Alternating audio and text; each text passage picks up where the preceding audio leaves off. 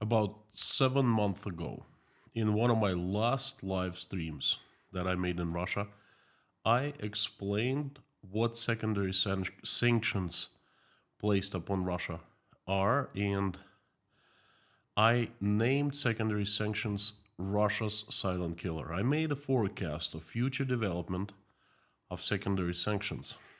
7 months later, now it's time to assess the results. Was I right in saying that the secondary sanctions are indeed the silent killer of Russian economy, or was I off the mark? Let's find out. Howdy, everyone. My name is Konstantin. Welcome to Inside Russia. I give you important news updates that explain what's truly happening inside Russia today. What you will not find on this channel is BS, propaganda, and lies. What you will find is common sense, logic, and truth and emotions, because I am a human being. Inside Russia is where usual Russia explained by the unusual Russian. In the first 30 or so minutes, I give my daily message, and then I invite everyone to join live stream chats where we converse, I answer questions, and so forth. I'd love that very much. Thank you so much for coming and giving me a chance today. Let's do it. Let's talk of the secondary sanctions and why they have become so important in April of 2023. You see, no one was talking about them in September when I made a stream, but everyone is talking about them now. Let's take a few steps back and see what happened in Russia in these months. February 24th, 2022, Vladimir Putin announced that he made a decision and gave the order to attack Ukraine and start killing Ukrainians. And the whole world reacted by, imposing sanctions upon Russia, sanctions of absolutely different kind. In very few short weeks after the war started, the Western companies started leaving, and many left Russia immediately. And Russia became the most sanctioned country in entire humankind history. If we look back into those days of March and April of 2022, we will see. It's all recorded. It's all on paper. We all remember it. I recorded it. Russian politicians of all levels, they reminded me a coven of witches. Every single politician and his brother went mad and shook fists and publicly screamed things like, "Oh, well, show them. It's so great that those scumbags left. Now Russia will finally get up on its knees, from its knees. We depended on the West companies so much on their technologies, but now they left and the markets have cleared, and now they're free for the new local companies to grow. We have the best in the world entrepreneurs, and they will flood Russian markets with locally made goods and products made in Russia, And we don't care about the sanctions. We will survive. The sanctions will make us stronger. They will make our economy stronger because now we will produce everything ourselves, We have our true friends, China, Turkey, India, Zimbabwe, North Korea, Venezuela, and Cuba. And they will help us out. They will bail us out of everything and anything. And don't forget Iran. Whew. If we look at how they are speaking now, it's very different. They have totally changed their tone, demeanor, and subject. And that really upsets me because they do not bear any responsibility for the words spoken 1 year ago.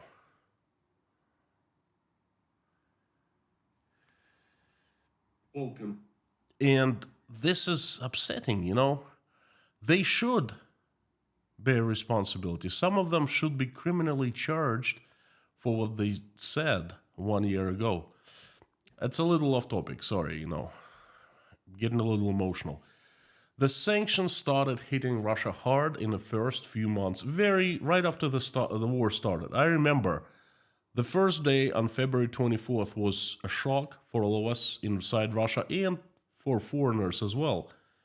And everyone just couldn't believe it. Truly, I couldn't believe it. I was, for the first couple of days, I was walking like moonwalking, you know. But then on the day two, I remember that the Western governments, particularly the Americans and the Europeans, started speaking out, saying, hey, you're going to pay for this, you know? Well, obviously, the sanctions followed. The direct sanctions, primary sanctions. Right from the start, it was not pretty. Oh, you know the story. You have followed it. If you're here, it means you're interested what is happening in Russia and what has happened in Russia. Russian countries dead. Large state-owned companies, big banks, technological companies. Not too many of those in Russia, but there are few. That's somehow part of the military-industrial complex. Individuals, politicians, oligarchs, you know. If you follow the story of Russia for the past 14 months, you know exactly what I'm talking about. The most sanctioned country in humankind history. That's what Russia became. But people are very adaptive, as you know, and Russians started going around the sanctions. They started creating the schemes that bypassed sanctions that actually worked. Let me give you a few examples. You all remember that among first companies that left Russia were Visa and MasterCard. They left Russia and isolated it from world's largest money transfer system. It was a shock to many Russians, and I don't really know why. Isn't it obvious that every action has a reaction? Well, I guess this law is unknown to very many Russians somehow. Moreover, many large banks were put under direct primary sanctions besides Visa, MasterCard leaving. Take Sberbank, Russia's largest bank. Sber and VTB, well, it's Russia's biggest and second biggest banks. And they became isolated from the world. Kaput, switched off, cut off SWIFT in making international payments and sanctioned. But wait, Russians actually created a backdoor. They replaced all Visas and MasterCards with own Mir payment system, Russian made. And Mir was historically accepted in many countries because Mir had been developed for 7 years before the war. So countries like Turkey, Thailand, Uzbekistan, Kazakhstan, Armenia, etc., many more countries, they accepted Mir cards. You go to a cash machine, ATM, and you withdraw money or you make payment, you know. I had a Mir card by one of the local banks. Everyone in Russia now has a Mir card. They gave you for free along with Visa, MasterCard. So first time I came to Uzbekistan, I was able to use it in a cash machine. You know, it's pretty convenient. So the Mir payment system worked. And then the Russians started laughing, saying something like, oh, you see foreigners, you shot yourself in your feet. We still can't transfer money in and out of Russia, and you lost so much money, you lost our market, we will not let you come back, and blah, blah, blah, you know, things like that. Another example. European countries started freezing Russians' money. especially high net worth individuals. Very obvious decision. There were quite a few sanction packages in Europe. I think 7 so far. And among first ones were basically the freezing of ability for Russians to bank, certain Russians at least. And as a rule, European banks started declining working with the Russians, started closing accounts and so forth. Again, obvious and predicted decision. There's nothing surprising here. So rich Russians could not transfer their money to Europe anymore and enjoy what Europe has to offer. What did they do? Russians started switching bank jurisdictions, the countries. They started moving their money into Dubai and places like Cyprus. Cyprus, although it's part of Europe, it's always been like a Russian territory financial system, part of Russian financial system. But, Dubai became destination number one. Russians felt safe there, investing, laundering their capitals, then moving them further into the world. Again, Russians were ridiculing Europeans. Oh, you lost our business. You know how much money we could have transferred to Europe? You would have made so much money. And there are other places that are very happy to take our money. And, you know the story. Another example. Lots of Western trading companies that brought so many products and brands into Russia. Well, I'll just give you one name, and I think you'll understand. Unilever, okay? A company that, a trading company that brought tons of products, tons of goods into Russia. The Western manufactured. They left, or they cut their activity. And you know what happened? Russians set up companies in Turkey and started importing everything into Russia through Turkey. Anything they wanted. They basically replaced the imports of the companies that left Russia weeks before through Turkey. So we will never run out of the Western goods and products, and that's what they were saying. And you stupid, you lost us again. Turkish now benefit. And Turkish did benefit for a while. Another example, cars. Oh, Russians love German cars. And German car manufacturers were among the first companies leaving Russia. BMW, Mercedes, Audi, Volkswagen, Porsche, they all left. They had plants in Russia. They had tons of investments in Russia. They have vested interests in Russia. They had Russia as one of large markets for their sales of their cars, They had plans, they had strategies. And then you know what they did? They just got up and left. And who can blame them, You think that rich Russians gave up Mercedes and BMWs and Porsches and switched to Moskviches and Ladas? No such luck.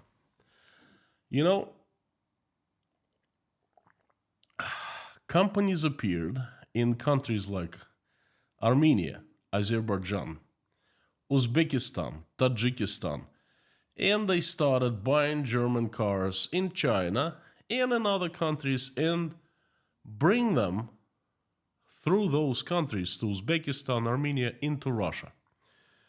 And Mercedes and BMWs and Porsches were still available on sale in Russia. Of course, they used to cost much more now, few times more. The Mercedes used to cost 4 million rubles. And a few months later, after the war, it cost 10 million, 12 million rubles, tripled in price. But you see, they were still rich Russians paying the prices, okay? There are quite a few people, especially those who steal from the budget, from taxpayers' money.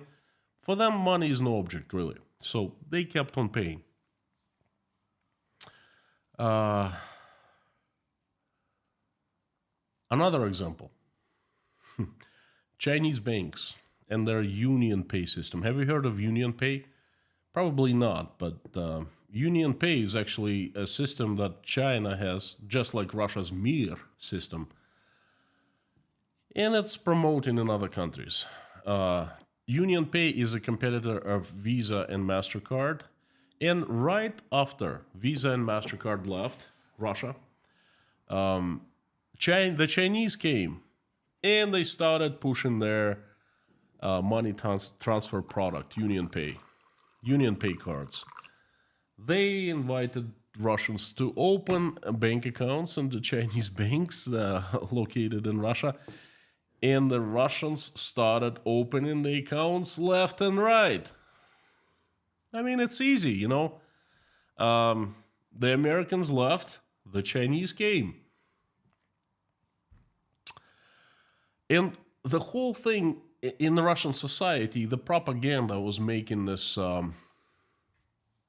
idea, this picture, this mood. Oh, those stupid Americans. They put sanctions, and us, smart Russians, we easily managed around them. They did not hurt us, they hurt themselves. They lost our market, they lost money. Oh, stupid Americans. They thought they put us into a prison cell, but every cell in Russia has a back door. And, you know, we can't get out front, but we just go out back, and there's a little door, we open, we get out, we get the goods, you know, we trade, we sell our oil, our gas, you know, we get money, we get electronics, whatever. But you know what? The Americans are very far from stupid. If they're so stupid, why they're so rich? And if you Russians are so smart, why you're so poor? That's actual question I asked many, many Russians. And you know what? Not one time, not one person gave me an answer once. They were hit by the question and they didn't know what to say. And their reaction was something like that, you know. I actually enjoyed asking them that question. And am I the only person who sees the truth? Sometimes I feel that way, that I am the only person in Russia who understands at least something. But you know what? I'm not in Russia anymore. Or perhaps that's exactly why. And then in September, right before leaving Russia for good, I made a stream called Russia's Silent Killer, Secondary Sanctions. Because I knew what was about to come.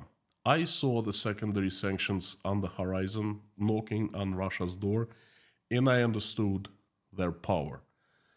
To me, it does not take a rocket scientist to put two and two together and see what happens next. And somehow, Russians have this blind on their eyes. I don't understand. Anyway, I saw very few first early bird signs, so to speak.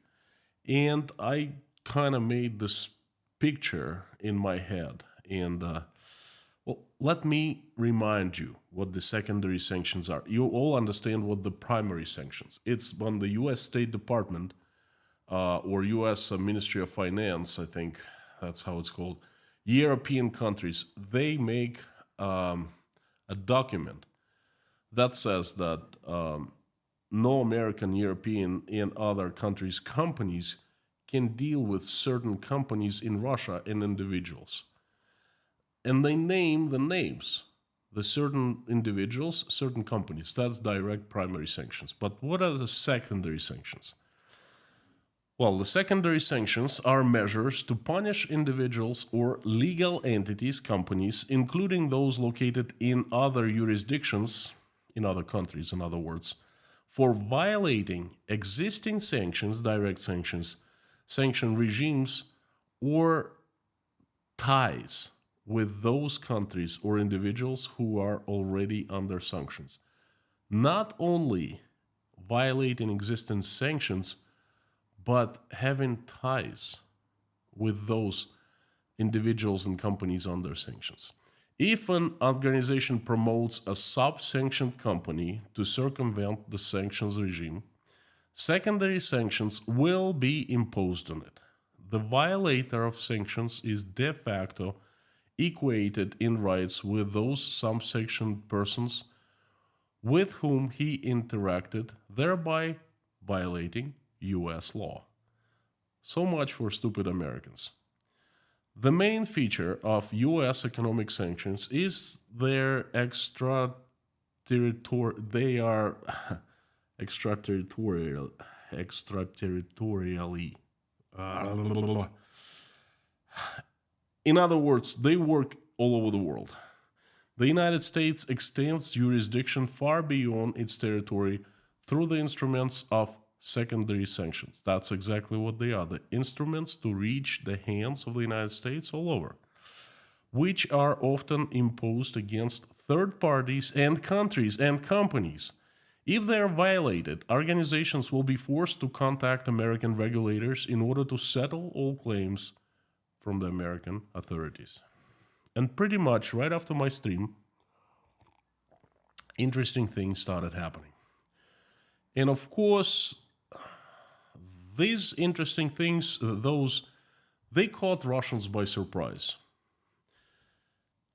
It has never happened before, and then it just happened again. That type of thing, you know. Remember, I gave you examples of how Russians were avoiding the sanctions right after they were imposed. Well, they enjoyed avoiding the sanctions for a few months. Enjoy while it lasts. And then these things happened. Mir cards simply stopped working pretty much around the world. In Uzbekistan, I remember quite well, they stopped working on September 11th, 2 weeks before I came to Uzbekistan.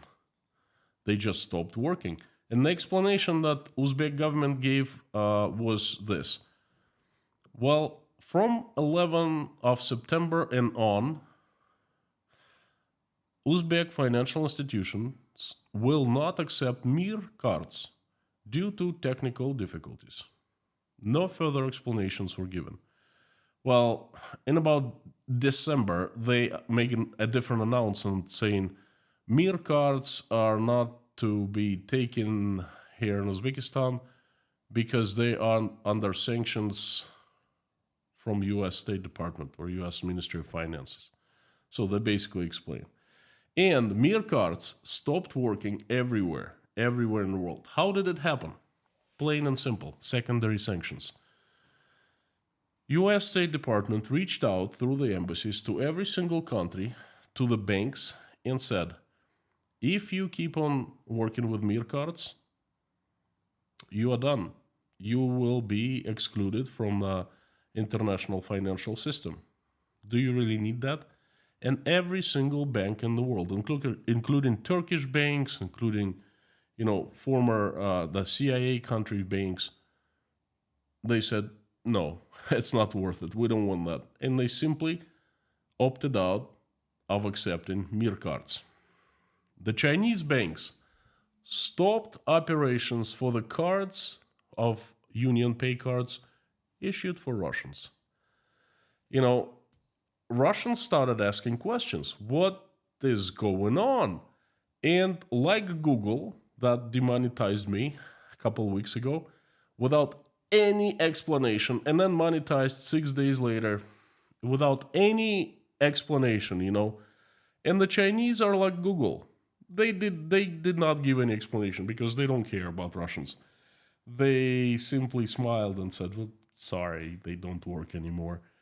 And I don't even think they were sorry. They were just being polite. One thing though, when they were opening accounts and they were issuing Russians the cards, they charged $400 for opening the account and issuing the card. So I figured how many cards, how many million accounts they opened, how much money they made on Russian citizens. And then a few months later, they simply stopped their cards from operating all over the world if the cards were issued in Russia for Russians. Plain and simple. That is secondary sanctions, because the USA extended to China and warned, hey, if you work with the Russians, with cards issued in Russia, then you will face consequences. Do Chinese banks need that? No, they don't. All of a sudden, Turkish banks started giving up working with the Russians, and Turkish companies started stopping exporting, transitioning goods from Turkey, from other countries through Turkey to Russia. They stopped doing business with the Russians. Well, many Turkish companies still do, but U.S. State Department warns every single company, and fewer and fewer work with Russians.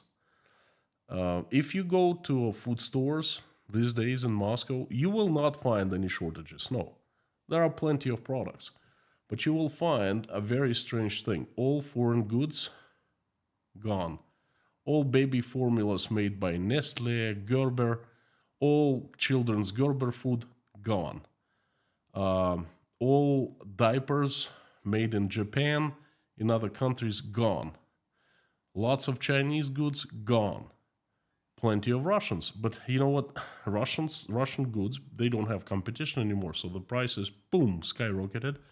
The quality is not so great.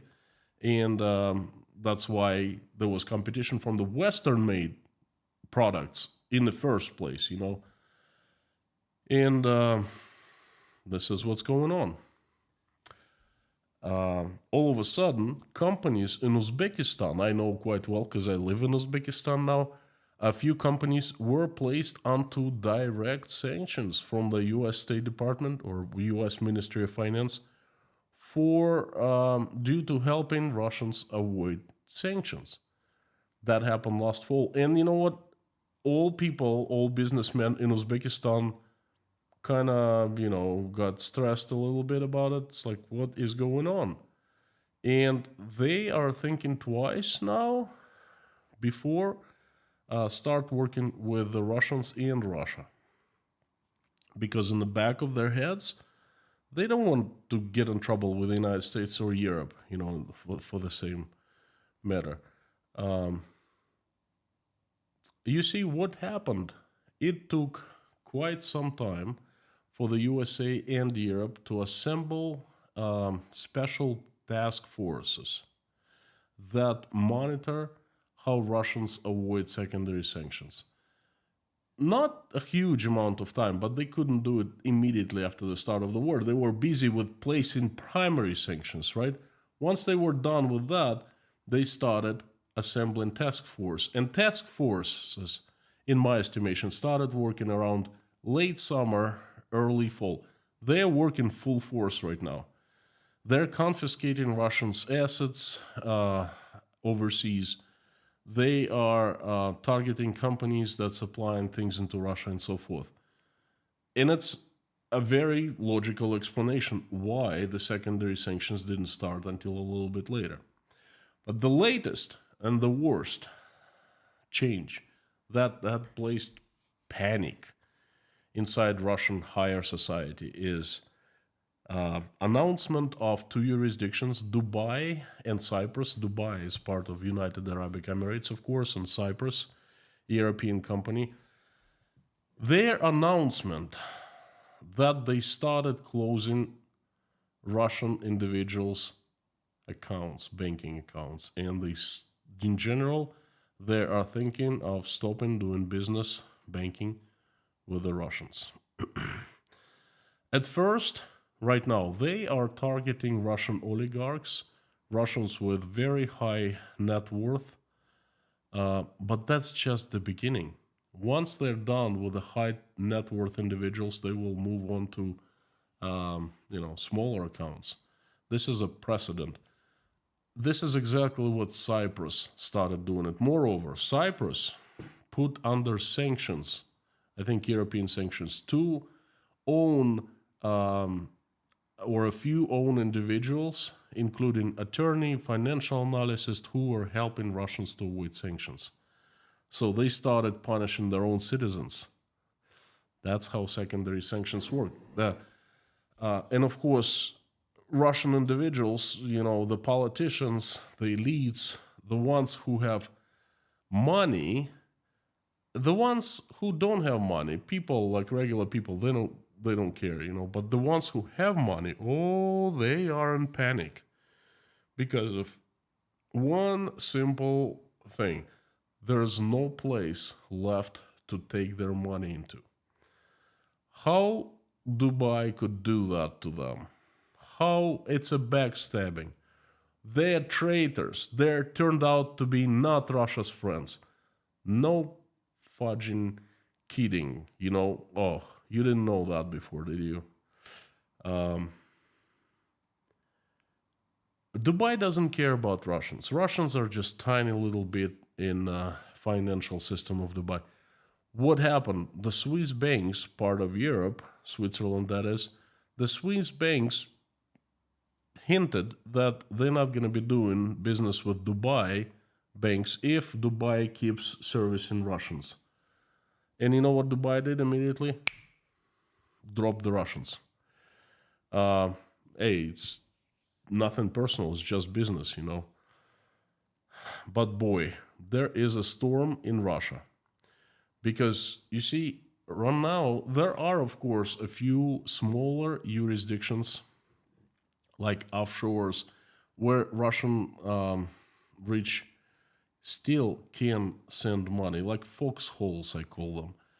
But don't you see the trend that every foxhole sooner or later closes? And if you're lucky that if they let you take your money out and transfer somewhere, but you know what, they can just freeze it due to a requirement from one of the big boys, and that's it. So rich Russians are scared and panicking because Russia now has turned into a jar with the spiders. And if you stay inside jar and it seems like you have no place to go anymore, then the big spiders will come, the KGB and the government people, and they'll eat you. They'll take away your money. They'll run you dry. That's why there's panic. That's why Russians always made money in Russia and tried to transfer it out of Russia as soon as they could. That was considered safeguarding money, because in Russia money is not safe. Oh, that's the system they built themselves, and now they're gonna enjoy it themselves as well. Circle around Russia is tightening, and it's tightening. The result of the tightening because of the secondary sanctions. I claim once more that first of all, secondary sanctions are Russia's silent killer, Russian economy silent killer, and Russia's rich silent killer. And you know what? I don't feel bad for them at all. Everyone gets what they deserve. And they are working, and they're very, very effective. The secondary sanctions are one of the financial tools, instruments that will contribute greatly in bringing Russia down financially and economically. And this has been my message for today. Thank you so much for coming and listening. I would like to invite you to carry on to a live stream chat to converse. I'll answer all the questions, and I will try to read as many comments as I can. Before doing that, I would like to ask you a couple things. Would you please consider helping me spread my message by making reposts in your social media accounts? That helps a lot.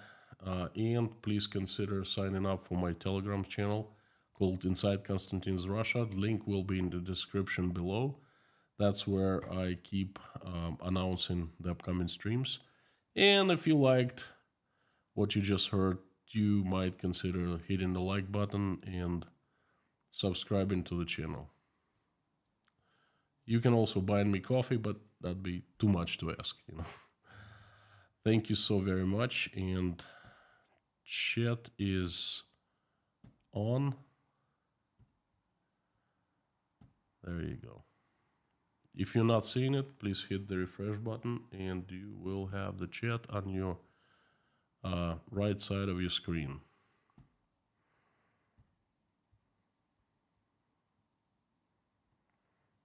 Fantastic to see everyone. Mods, thank you. You know, thank you so much for coming. Lorna, Mommy, Harry Potman, Bob S, Black Cat is here, Amir. Fantastic to see everyone. And the usual suspects, thank you for coming every single day. This is one of the most exciting moments for me of the day, actually. When I turn on the chat and I see so many people, it's like you open the door and then there's like a large crowd just gets right inside, and then you recognize all the faces. This is how I feel. Thank you so much. So, without further ado, let's jump into the questions and comments. I would like to ask you to put all the comments and questions in caps and put inside Russia after @ so your message would appear in highlighted in orange. That would help me a lot. That's what I usually look for, highlighted and caps. Harry Potter did just that. He put inside Russia after @ Thank you so much. We have a new sponsor right away, Paige Greer. Thank you so much for becoming a sponsor. Welcome to Inside Russia. Howdy, Roger. Stefan from Switzerland. Alan, howdy, howdy. Mario from Croatia, howdy. John from Liverpool. Michael Yukon, great to see you. Thank you. I have been on Moldova, so I missed your channel, but catching up. Greetings from Las Vegas. Well, Michael, first of all, sending my love to Las Vegas, and then second, would you please tell us of your trip to Moldova? I would love to hear that.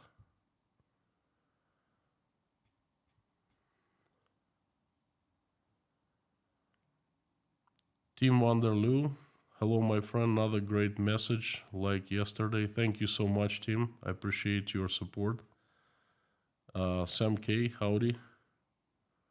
Malti Daki from Germany, howdy, howdy. Koshkin Dom from Sweden. Airborne Snail, the Avengers 34, hello.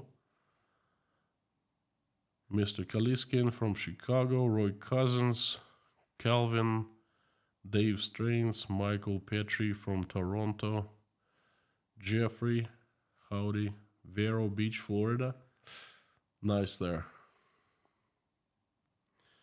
Mark Fisker, who is the most likely successor to Putin? Great question, thank you. Although not in caps, not highlighted. You're lucky I read it. And how do you think the average Russian citizen will relate to that person? Mark, this has been discussion in Russia for quite some time now, but of course no one can tell you. I don't think that the successor is known at this point, because I think Putin would be very afraid to have to nurture a successor, because you know what happens when you have successor in place? Successor takes over against your will, you know. But anyway, I am sure, this is my opinion, of course, but I am sure that the successor will be a person who right now is unknown, and no one would ever think that person would be a successor, just like Putin was. No one could in a right mind could ever think that Putin would be a successor to Boris Yeltsin. Putin was just a gray, small man, okay? He was always did as he was told to do. And all of a sudden, he became the president. Why? Exactly for that thing. People who put them there. They wanted to control them. But he changed. And things changed, you know. So at this point, we don't know who the successor will be. He's not even thinking of becoming the next president of Russia. He's just laying low, doing his low things, you know.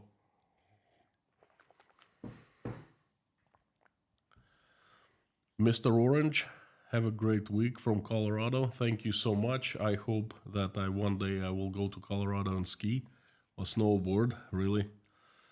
Bruce, thank you for being the sponsor for 13 months now. Howdy, howdy. Fantastic to see you. Martin P., welcome to Inside Russia. Thank you. Willie, thank you for your support. I appreciate it very much. No message, but this message is strong enough. Clark Williams, Airback 820, the usual suspect is here. Amy from Oklahoma. Panda Che, if my question yesterday annoyed you, was not my intention.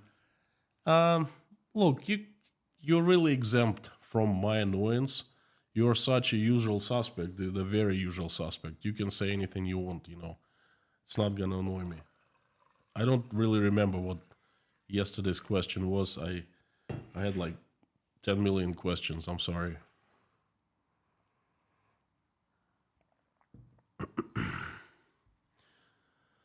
Rabbit Bill, Russian ruble here in Georgia is making the Georgian currency very strong against the dollar. Why?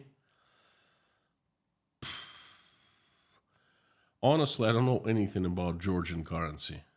I used it as a payment. I've been to Georgia, but that's all I know. Why Russian ruble is devaluing, I understand very well. And it's too big of an answer. I probably should make a video or stream about that later.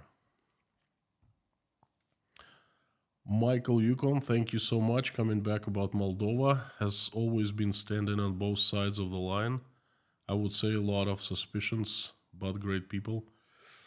I studied with Moldovians in school in the US. I met quite a few in Russia. Totally agree with you. Great people. Very, how do I say that? Not loving. Kind-hearted. There you go. Easygoing, kind-hearted, like to drink, you know, that type of stuff. White Lightning. Would it be better if NATO just went in and ended the war quickly, or should they help Ukraine do it themselves? I don't think NATO should just go in and end the war quickly. The war will not end quickly if NATO won't, gets in. There will be exchange of nukes. I'm pretty sure of that. I don't think it's such a great idea.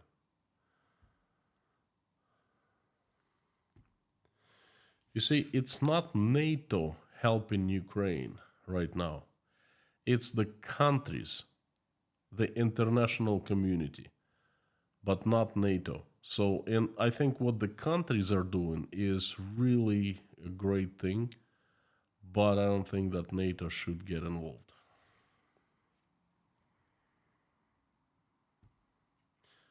Andy W., it's not all about the money to us here in the West. Sometimes you just don't want the business, and to hell with the money. I just feel so bad for good people like yourself that are caught up in it.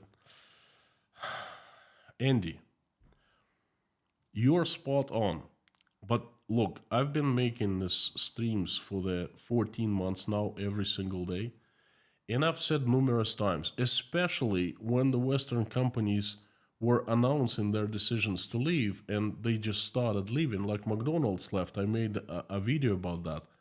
And the Russians were saying, especially politicians, like I said, a coven of witches. They were just flying around in their, brooms. And they were like screaming every day, saying, oh, they can't do that. Oh, they would never do that. They're all about money. They're all about making a buck. It's the Western come. It's the West. It's capitalism, you know. They will never leave. And then McDonald's closes the door, and basically they say, you know what, we close tomorrow. And everyone is like, what?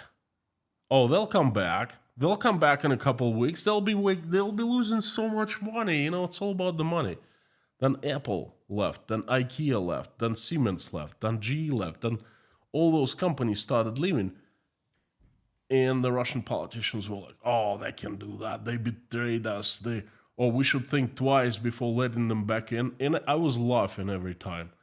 I was thinking, look, these people, these companies, okay, they had long-term plans. They had strategy of doing business in the world, and Russia was a big part of it. They did so much spendings in Russia. They invested so much money into the plants, into the factories, into the production facilities. I mean, look at McDonald's. It's not just the stores. That's the back office. They grow their own potato. They grew. They had their own processing factories. They had the huge logistics centers. They had like thousands of trucks, and they invested money into all of that. And then they just left just like that, and that's it. And it's not because they wanted to make the buck. That's what Russians basically don't understand, because they don't have this. For Russians, it's all about the buck, okay? But for the Westerners, it's values, it's the morals, it's buck is not. It's important, of course, but it's not the number one thing, okay? And you're absolutely right. You're just in your super chat, you stated what I have known all along, and I've said it many, many times. And people like Bruce, who's been the sponsor for the 13 months, and then he was a regular viewer even before that. I mean, you all remember what I've been saying all along. And the West is not just about the money. The West is about the values, the ethics, the morals, things like that. Well, obviously, people like Volodin and Peskov and the likes, they don't understand that. They don't have this, because they are about the money and not about the values. Linda, howdy, howdy. I don't know to be glad or sad. Elsha, makes two of us. Definitely makes two of us. I don't know either. I feel both at the same time, and it's a very strange feeling, you know. Mobs, supposedly you can buy a second passport for as little as $200,000. I don't understand what it's all about. X-Flying Tiger, Lake Shasta is in the house. John and Nikki, howdy. And Charlie B from the Pacific Beach, hello, hello. Von Kolbach, do you miss Rostov? You hit me right into my heart. I do. I do miss Rostov. There are some things that I'm just devastated that I cannot do. I would like to visit my father's grave. I would like to visit mom's place. Well, she's here most of the time, but you know what? It still would. I'd like to go and live in my house for a while. You know, living in apartment that you rent is not the same as in the house that you owned for a long time. And I had the best, well, not I, but our family had the best house in the world, I think, in Rostov. And it was so nice. And I can't believe I won't ever go there again. This sucks. I miss very much. I wish I could go. I wish I could just take a couple weeks off and then just soak in Rostov. But that page is over for me. Leopard Snow 75, thank you for your support. No words, but it's pretty loud message. Thank you.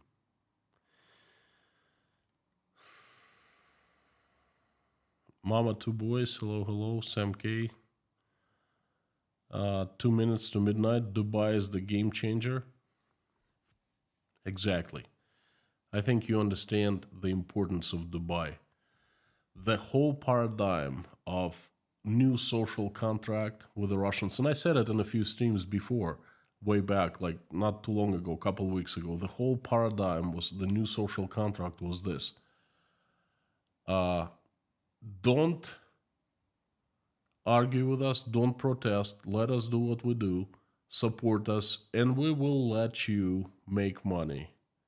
War money, not war money, we will forget, we will close our eyes on the financial crimes. You can make as much money as you want, stealing from government contracts and so forth, and then take your money to Dubai. You can use them there. Now they can't. Now, what's going to happen, no one knows. Theodore from Scotland, howdy. Ruth. Andrew Small. Nightbot, of course, howdy, howdy. Koshkin Dom, Dirk, hello, hello. Richard 4920. Mino from London, clarifying that the United States Financial Authority is called the Department of Treasury. Thank you. Thank you. Sorry for making that mistake. And the people who impose sanctions is called the Office of Foreign Asset Control. Thank you so much. Good clarification. But it doesn't change the idea. It's just I called them differently.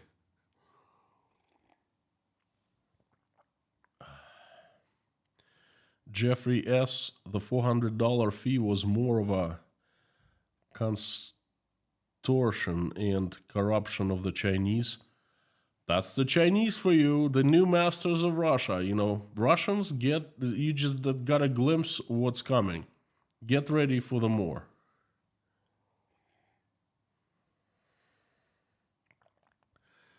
Dmitry Velev, howdy. Friends of mine who live in Russia say they don't feel much worse economically.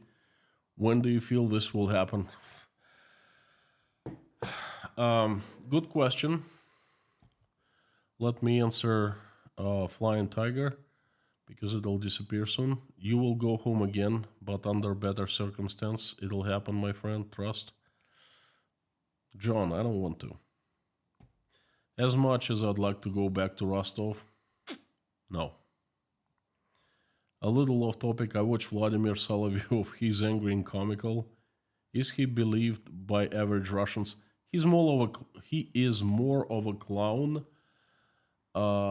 person, a character in Russia.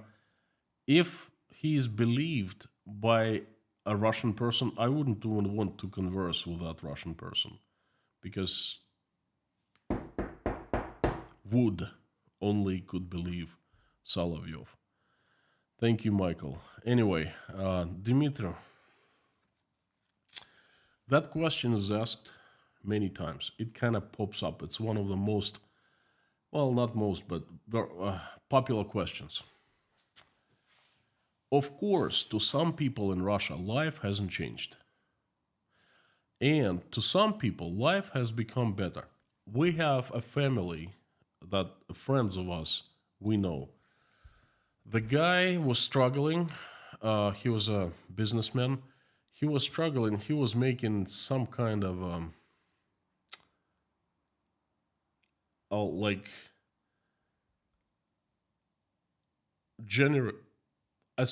few sets of generator in a 40-foot container that could provide power to certain like 4G towers, things like that.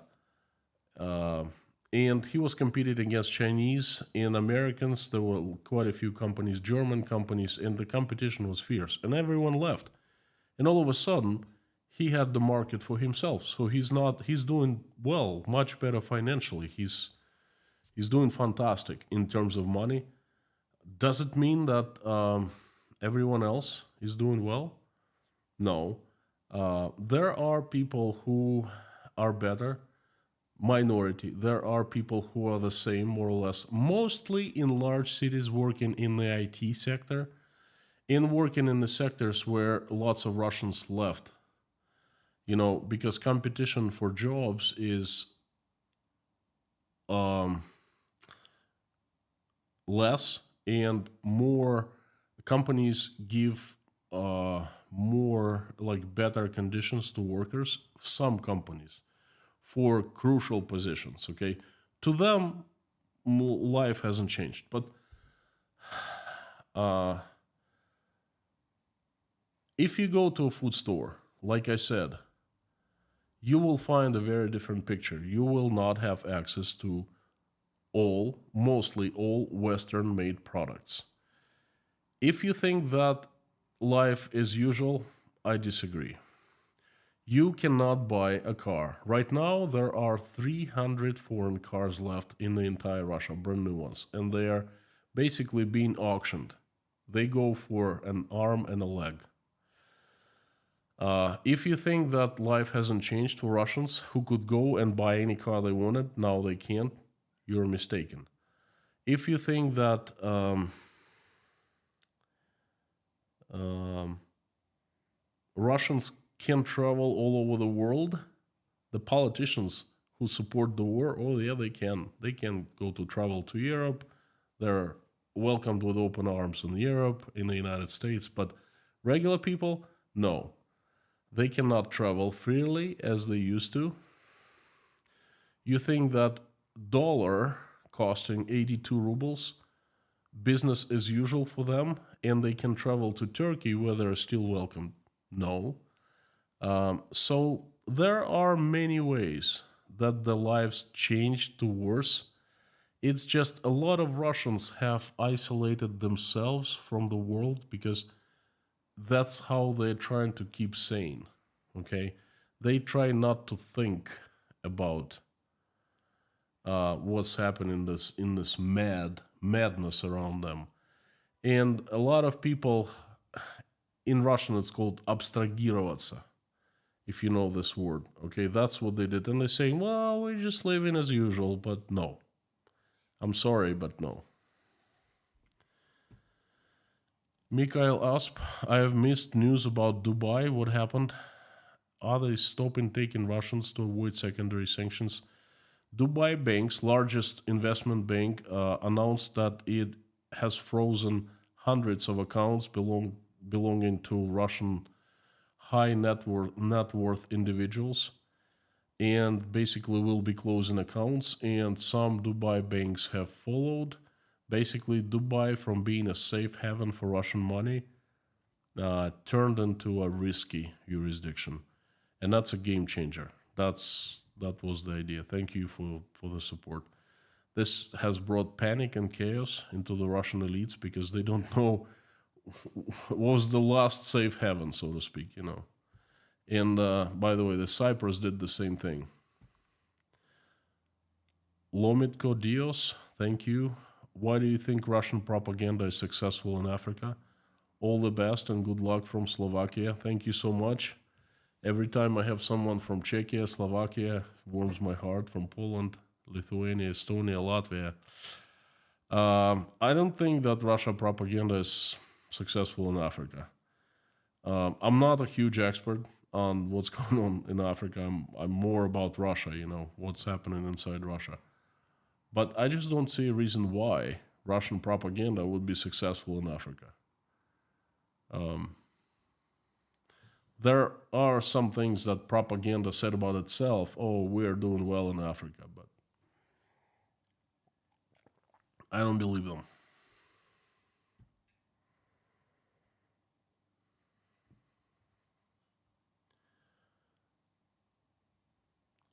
Falling behind in questions because I answer some questions.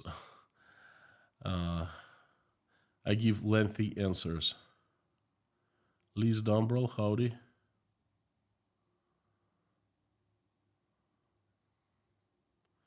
Just Terry, thank you so much.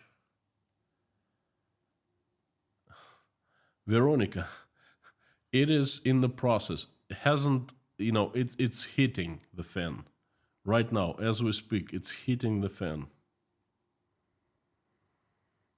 Paige Greer, I'm also Patreon. Thank you so much.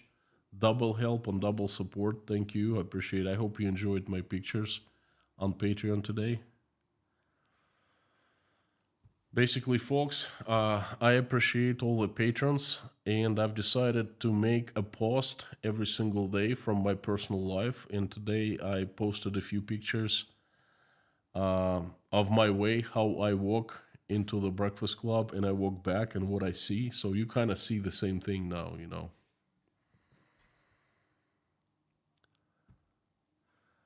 Amanda, everyone is expecting issues with that chat today. Experiencing. Also, it's Highwayman's birthday today. Thank you for the stream. What issues could you please let me know? Because have two computers in front of me and they're all good. I know. KGB. They're trying to interfere. Highwayman. Singing time. Hang on, there's a question from Crusader Damien with the man of wonderful questions, thought-provoking questions. Thank you. How do you feel about using frozen Russian and oligarchs' assets around the world as reparation payments in Ukraine? I feel good about it. I feel that Russia must take responsibility and must pay the price of what it's done, because I'm sick of Russian politicians and Russians not being responsible, saying and then saying another thing, and like they never said anything else, starting from Putin from the very top and going all the way to the bottom.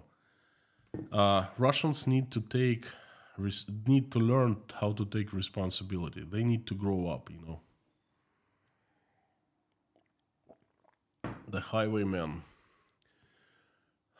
You know what? I want everyone to sing along with me, if it's possible.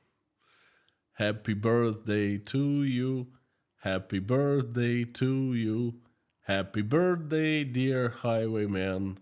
Happy birthday to you. I am wishing you many happy returns of the day, good health, and so the God always shines his light upon you, and wishing you all the happiness you can have. Happy birthday. Thank you for being part of this community.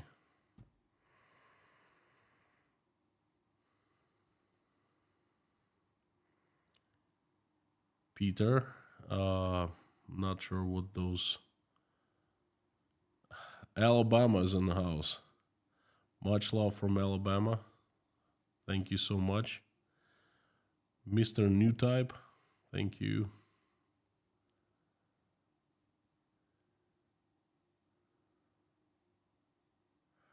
Jodes Reims, Wagner are in the middle of civil war in Sudan right now.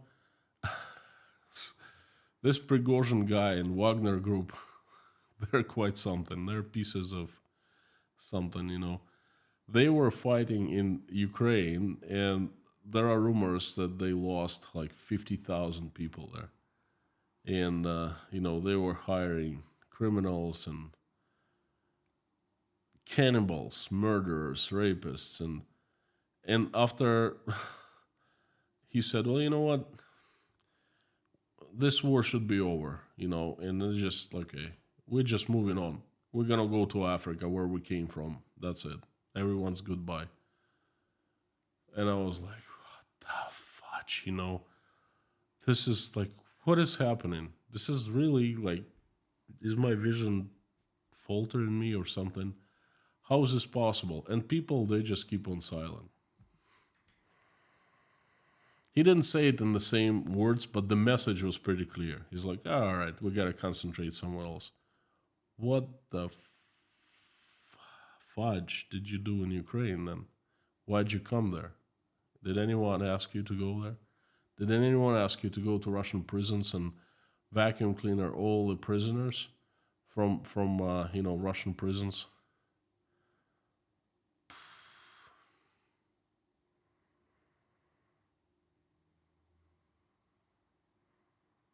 XMK. Funny.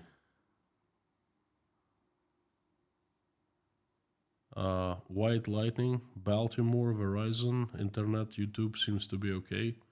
It's okay here. No freezings or anything like that.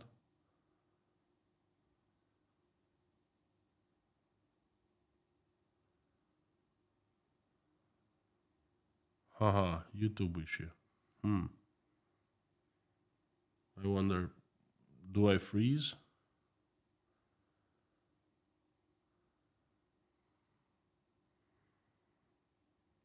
Kaltenberg. Angry Panda just gave Kaltenberg a gift of sponsorship. Thank you so much. From me and from Kaltenberg. Michelin Bourget. Russians and Africans are the best friends. Right now there are all over African continent, Russians, and they're very welcomed in Africa always. Well, Africa is very large. How many countries are there? If you're talking about South Africa, that's one thing. If you're talking about Nigeria, Zimbabwe, Lagos, and other countries, that's Egypt, Libya, that's another thing. I don't think that Russians are welcomed everywhere.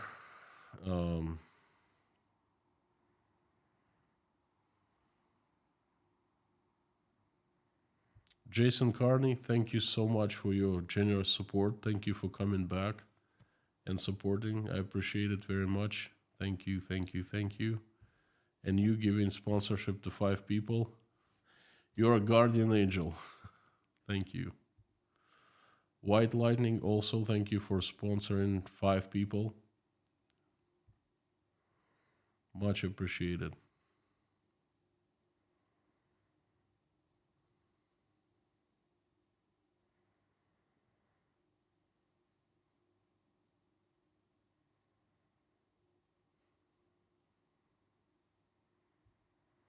Diego, stay safe, you and your whole family. Maybe you do a video about the main war bloggers in Moscow. They're lying all day and much hate. It's astonishing. It's not, well, first of all, Diego, thank you so much for support. I'm trying to stay as safe as possible. What else can I do? I don't know, but thank you. A video about main war bloggers in Moscow. Couple things here. Why I don't want to do videos like that. If I do a video, the chances that someone will knock on my door or at night I all of a sudden slip and fall out of the window accidentally, they raise. Okay. And the second thing, well, I would disregard this risk and I would do the video anyway. But the main thing is I don't distinguish the war bloggers,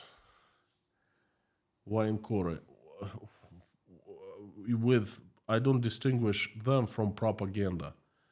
They're just part of Russian propaganda. And I've been saying about propaganda all along, all the time. There are no good bums, And the war bloggers are the same as the Russian channels. They do the same thing. They're brainwashing people. Gregory Bogdanov. What about India? Last time I heard they were saying it's business as usual with Russia.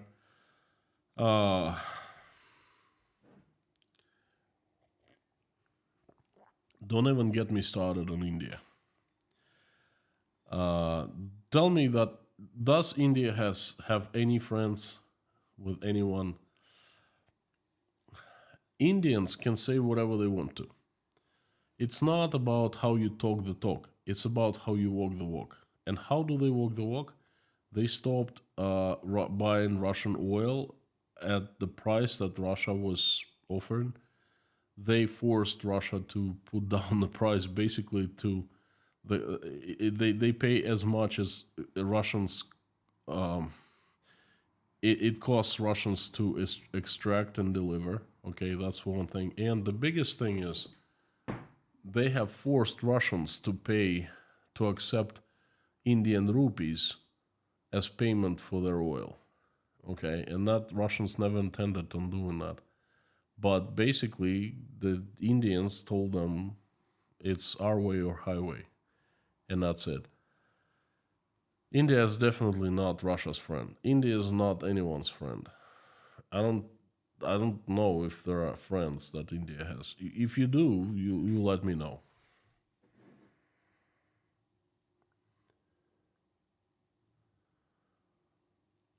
I'll have and to echo that there's a lot of unfounded sympathy on internet for Russia and the war from people who are supposedly from Africa and commenting. Ferrari guy, I take what you wrote, but I just don't know what to say. I'm not an expert in Africa. I'm not an expert in everything, folks. Some things I don't know, and I'm not afraid of say that some things I don't know. I cannot answer these questions. I'm sorry. Jeffrey Cornish, thank you. I just wish people in all countries would just stop with the killing of one another. I feel like we as humans are better than this. I know I might sound ignorant, but I feel I can say this enough. It makes two of us. I have the same feelings. I don't understand why human beings insist of making harming themselves and others around them. Um, we could achieve so much if we were united, working together, creating synergy, creating like having partnerships. Instead, it seems like all we do is try to harm and kill each other. I also don't get it.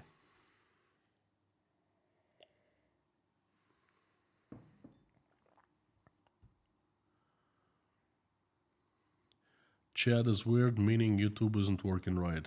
I see, Black Cat, thank you.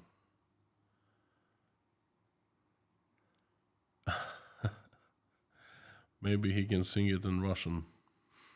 I'm not sure.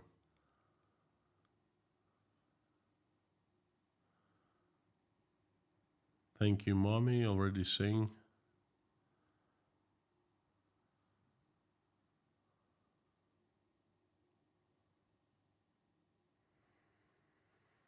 New York turf and trees. Good video about your history. There is about history. There is a video about history. I'm not sure what you mean.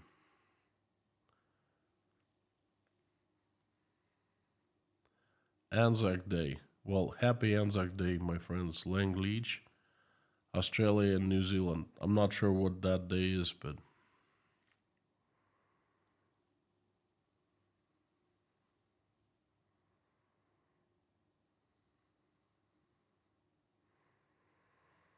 Nathan Springer, a certain friend of yours, shows new cars from China and Iran.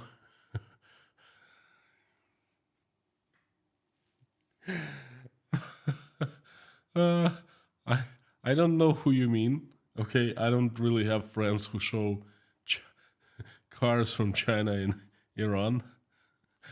All right, folks, I understand the cars from China. The Chinese make decent cars. They came a long, very long way in 20 years. I remember first Chinese cars hitting the market in early 2000s. They were junk. They are better, much better now. They're not as close as the Western cars, German cars, those are marvels of the engineering. But they're better than they used to be. There are many Chinese cars here in Uzbekistan and they're okay. But let me tell you something. Iranian cars. I've been to Iran. I've seen Iranian cars. I don't recommend anyone to get close anywhere near an Iranian car. Okay, because you can't showcase it. Okay, that's like German models from like late 80s. That's what the Iranian cars, and they're manufactured very low quality. Uh, anyway, So I'm sorry. So a certain friend of yours, I don't know who that is, shows new car from China in Iran being shown in his channel. Okay, so that's a YouTuber. Sounds like he's misleading. Good stream, thank you for. I don't know. If someone shows you something, you ask that person. Don't ask me.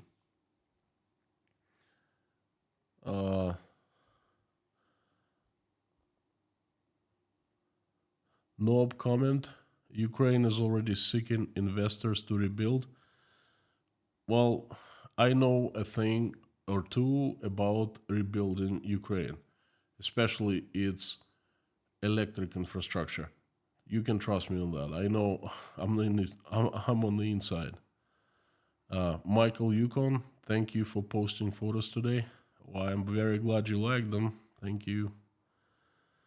Hold questions for the next time to wrap it up. Thank you, Lorna. We are wrapping it up. No, Lorna's wrench should be a lightsaber. I like that. Lorna, would you like to have a lightsaber? Uh, uh, how we do that?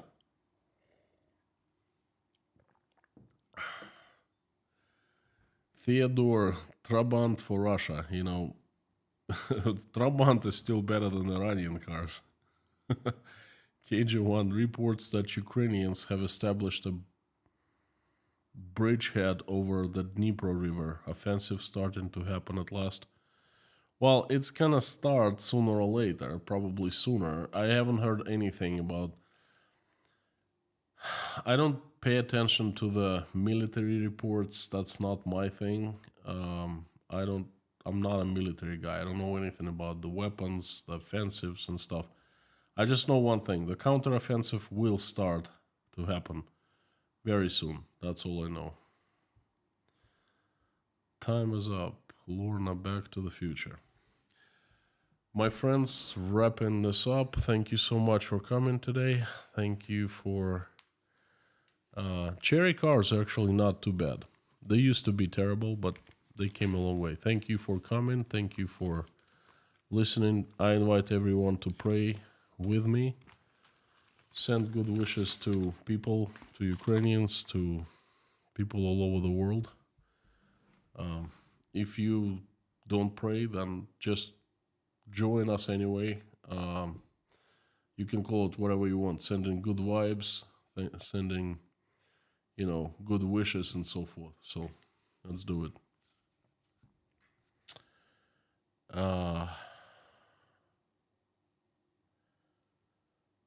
Dear Lord Jesus Christ, thank you so much for giving us this day. Thank you for putting food on our tables. Thank you for giving roofs over our heads.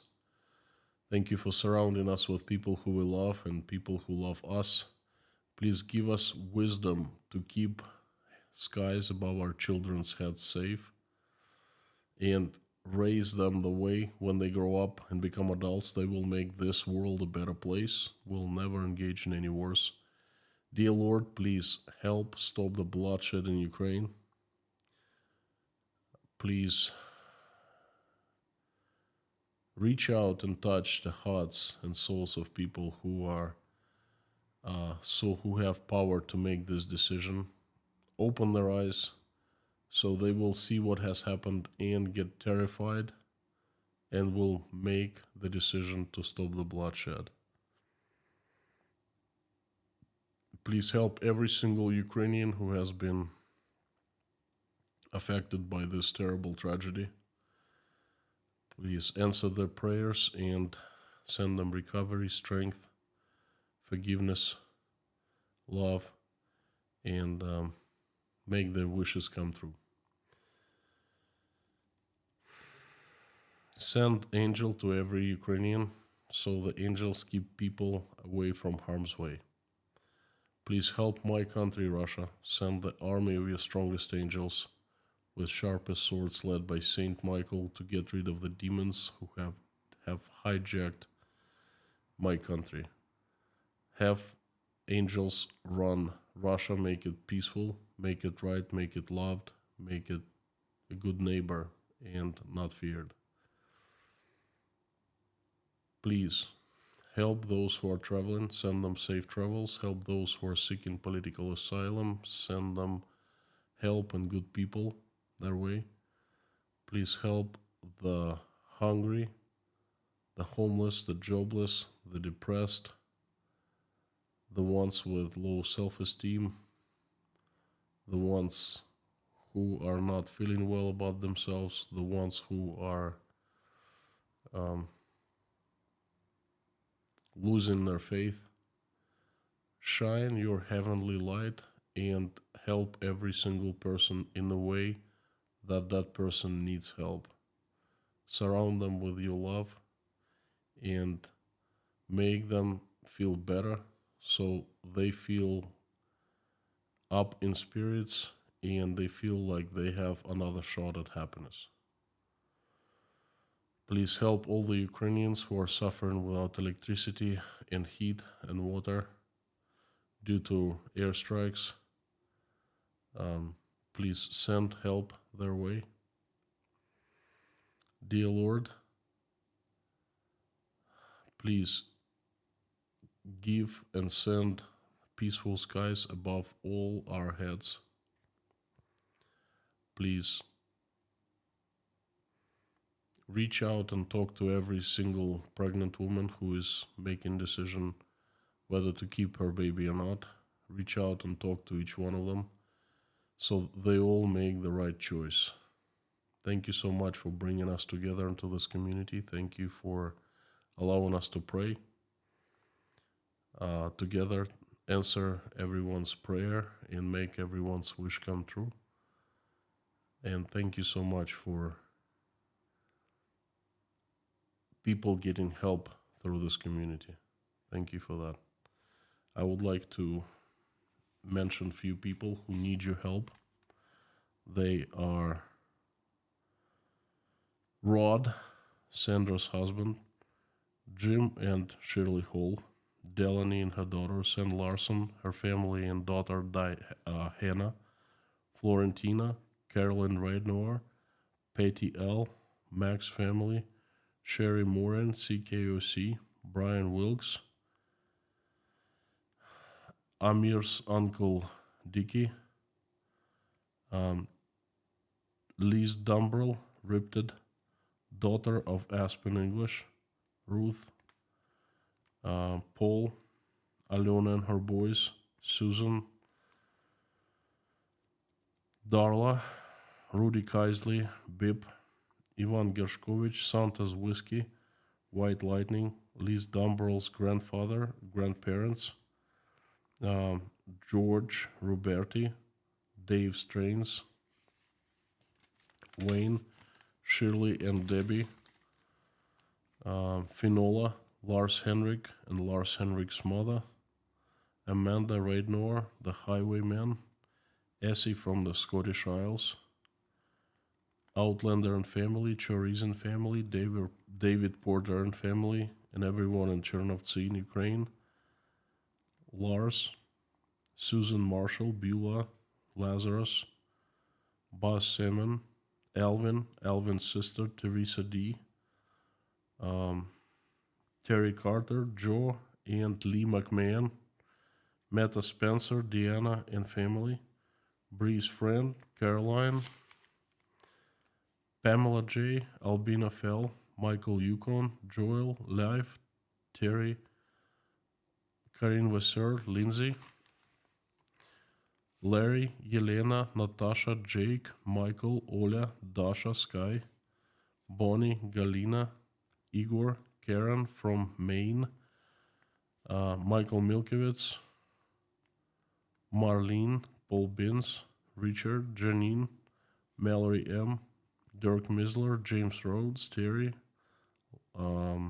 Richard Burris, Angelica Life, and Scan family's grandson, Barb, Randolph, Nelly, Arkady, and Yuri Nikolaev, Harry's family, Merlinda's niece, Ian, James, Doug, Priscilla, Michelin, King Nero, Gaby Hyman, Donald, Deborah, Lisa's son, Jade, Kaltenberg, Allison Dave Moyers, Maureen M. and sister, Mr. Hanson, Heidi, Tony, Kayleen, Ashley and family, Matt, Mr. Dean Spooner, and his church called Our Savior Lutheran Church, Lisa Cumbrian, Jacob, Adam Oliver, Amy, Treasure, Kyle's wife, Grace Philosophy, her wonderful family and wonderful granddaughters, Maggie, Vladislav and Sergey in Kharkov, Susie Myler, Gina, Wayfarer, Liz, Lori Miles' husband, Sherry, Layla, Philip's mother, Thomas Fall and his mother. And I would like to ask for very special children. They are Cadence, Maverick, Sebastian, Coulter, Theo, Maudie, Ansley, and Karin Vasera's niece. Please send recovery and give them good health and help their families. I'm asking for all the children of Ukraine who have been affected by this terrible tragedy. Please help them, provide the help they need, and reunite them with their families if possible. And please, dear God, help Russian children who have been affected as well. Thank you so much, dear Lord Jesus Christ. Amen.